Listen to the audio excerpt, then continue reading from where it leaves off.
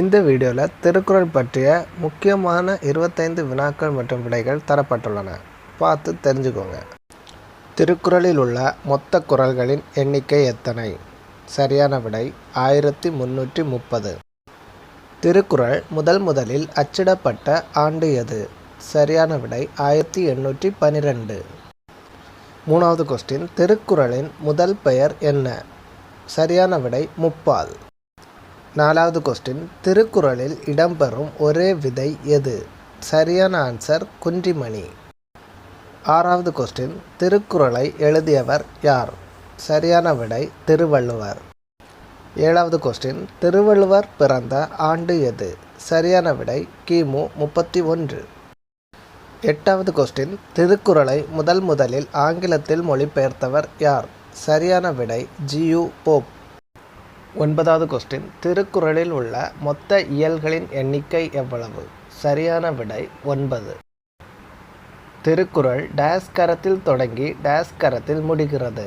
சரியான விடை ஆ கரத்தில் தொடங்கி நா கரத்தில் முடிகிறது.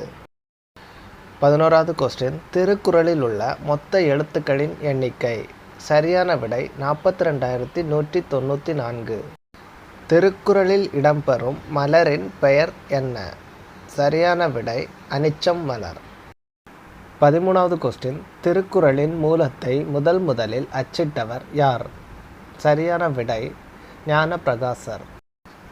கொஸ்டின் நம்பர் 14, திருக்குறளில் உள்ள அதிகாரங்களின் எண்ணிக்கை?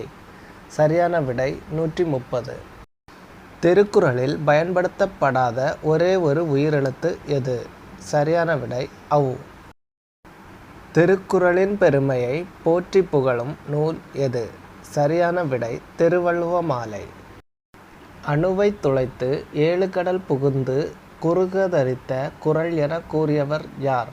சரியான விடை ஔவையார். வீரமாமுனிவர் திருக்குறளை எந்த மொழியில் மொழிபெயர்த்தார்? சரியான விடை லத்தீன்.